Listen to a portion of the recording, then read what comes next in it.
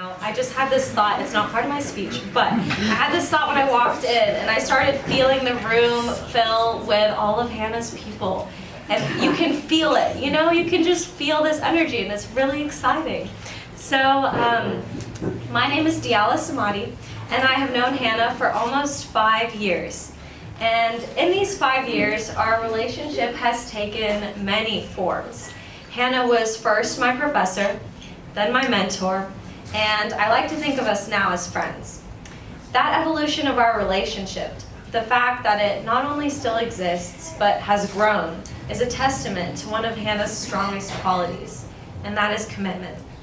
As my professor, Hannah was committed to me, to connecting me to my community in a meaningful way, and to cultivating me into a strong and passionate leader. Hannah was committed to my peers, to the University of Kentucky, and to Lexington in very much the same way. And while she was professor to UK's Singletary Scholars, I truly think that Hannah changed lives. Hannah went above and beyond, not only single-handedly creating a course to teach leadership and community engagement, but also to teach humanity and compassion. Through the course I took with Hannah, I was able to connect with Ashland Terrace Retirement Home, a local women's retirement home in Chevy Chase. I started volunteering there, calling bingo, and coming in on the weekends to give help wherever it was needed. And later, I started monthly discussion groups and even a talent show, which Hannah supports to this day, which would have been impossible to bring to life without Hannah. Hannah had built in potential for growth into this course that I took. She set up a mentorship program where older Singletary Scholars could mentor younger Singletary Scholars and share their service experiences with them. Hannah built a framework from which my peers and I could grow. This is exactly what she is going to continue to do in Lexington. I later became a TA for this course, which I had took my freshman year. As my mentor, Hannah challenged me to grow, to see my potential as limitless, and to broaden my horizons. It was also very humbling to see this framework from behind the scenes and to realize that Hannah didn't come up with all of this overnight. It wasn't instantaneous, but rather she pieced it together thoughtfully and delicately and intentionally over years through experience, service, and advocacy within our Lexington community. That is commitment. And finally, as my friend, Hannah has been there for me. She has heard me, checked in, sorry, I'm so proud of you. Checked in after weeks or months of radio silence when I isolate myself to study. I think Hannah has been my friend from the very beginning when she was my professor and my mentor. She has always been somebody I could count on, and has oftentimes been the first person I reached out to when I needed another perspective or another voice. Hannah is not only my friend, but a very loving friend of the Lexington community. And with that said, I'm excited to introduce to you our 2020 candidate for 3rd District Council, Hannah.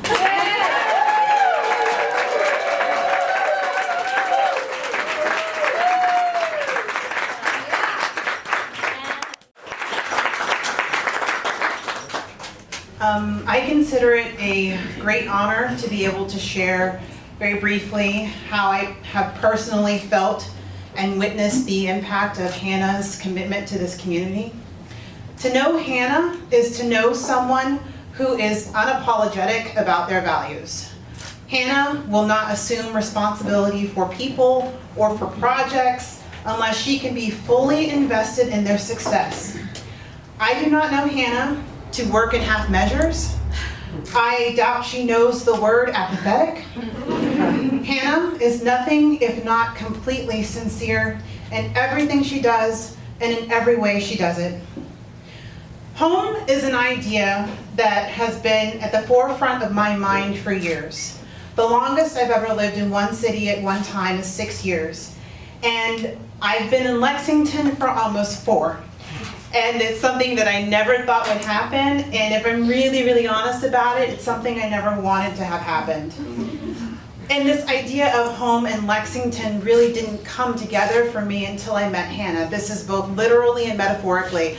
My landlord, I know because I met her through Hannah. She would probably be here tonight if she could. So when I talk about, when I think about my landlord and us coming together through Hannah, it seems like a very serendipitous meeting. And it was the start of me thinking about Lexington as home. When the idea of home comes to mind, I think about roots, I think about community, I think about laughter, and I think about safety. And I felt all of these things in abundance in the presence of Hannah. I don't want to say this because it makes people uncomfortable. I don't want to say it because I'm bored of having to say it. But it's not a rarity to find myself as one of a few or the only Black person, Black woman in the space, in my social spaces, in this city. And if anyone asks me, I will tell them that this was part of the reason why those first 2 years here in Lexington were really, really hard for me. And to have a colleague and a friend like Hannah, someone who can hear this and who can hold this, is a gift I don't take lightly. And I'm not the only person I've seen Hannah walk through this.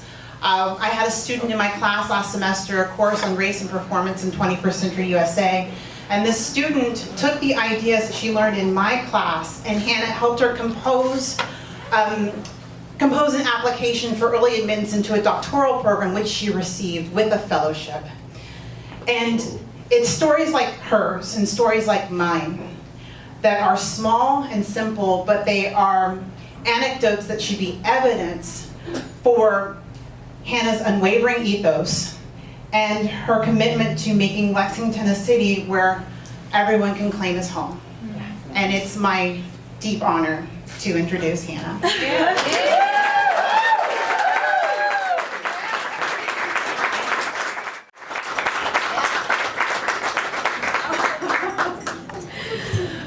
Thank you all so much. I feel like I've already won. Just hearing those remarks is extremely moving to me. So my name's Hannah LegGris, and I want to apologize because I was a little bit late to this event. I was attending a candlelight vigil for someone who has shown our community a lot of love. Anita Franklin was an advocate and an activist with Moms Demand Action, and the remarks at her ceremony were so moving. And they say a lot about what it can mean to root down and to really show up for people. So thank you for being here tonight. I'm very grateful. It's hard to hold it. Can you hold this for me? It's hard to hold it. So I want to go ahead and say thank you to a couple of people just to begin. Thank you again to Dr. Nicole Martin and to future Dr. Diala Samadi for your wonderful remarks. And thank you to our sponsors tonight, West 6 Brewery, to Sorella's for the gelato. I don't know if there's even space type cake and gelato, but hopefully you will. And to my friends, family, and team. And of course, to all of our community members who are here tonight. That's why we're all here.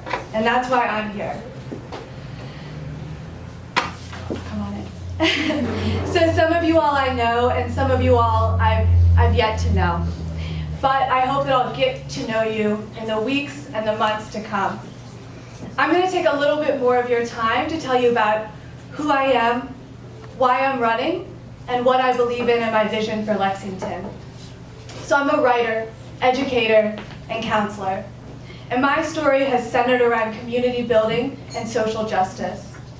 I moved to Lexington about 12 years ago from a little town called Mays Lick, Kentucky.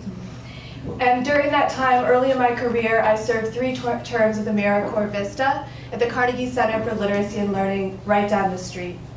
And during that time, I met many people who had created a lot of change and important programs in our community. And I also got the opportunity to teach and to engage with young people, which was really important to me. So I attended grad school at the University of Kentucky, and I focused in English literature. And during that time, I got to keep teaching writing, and also I began to integrate service and civic engagement into my classroom. And then fast forward a little bit at the Honors College at the University of Kentucky, and Diala mentioned more about this, about the Singletary Scholars Program. I had the opportunity to work with exceptional young people, people who are already leaders in their communities, and many of whom are here tonight. I saw some of them come in addition to Diala, and that means a lot to me. And during that time with the Singletary Scholars, we focused on service learning and civic engagement. And working with my students has only continued to fuel my desire to meaningfully engage with my communities. I saw the impact that my students made, and I was inspired to run for office to continue to make our community a better place. This is a time in which we need public servants who are advocates, connectors, and who speak on behalf of our shared values. I have been fortunate to know and to learn from community leaders like Jim Gray, Deborah Hensley, and Jake Gibbs. I have learned from them what it means to be a civil servant, about listening, about doing the hard work, about advocating on behalf of those without a seat at the table. They have taught me about building alliances across diverse groups of people, about creating policy for the public good, and about the importance of compromise. I want to continue the positive legacy already established in the 3rd District, valuing people, making connections, and generating more opportunities for our city. Here's one of my students now. I want to protect the beauty of our city and the natural landscape within it and around it. I want to generate opportunities that will keep talented people here and draw diverse talent into Lexington. I want to create a city where neighbors can live, work, participate, and thrive, no matter their sexuality, gender identity, creed, background, skin color, or income. And that means initiatives focused on health and livability and people will only continue to move Lexington forward. That requires protecting and enhancing our urban greenery and living sustainably within our city. It means intelligent investment in bike lanes, pedestrian infrastructure, and public transit. Lexington needs responsible, intentional development, which also means continued investment in the economic viability at the core of our city, accessibility for all students and all citizens of Lexington, encouraging small businesses, food trucks, pop-ups, and working closely with the university to care for neighborhoods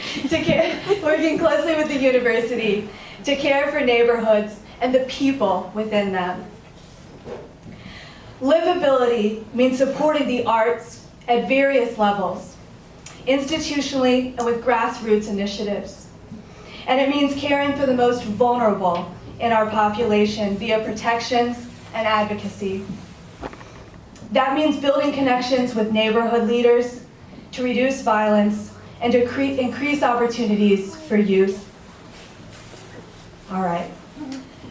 So we're here tonight at the beginning of the campaign, not just for you to hear from me, but so that I can listen and learn and hear from you, so that I can hear your ideas and connect and understand more about how you live in this city, because your voices matter.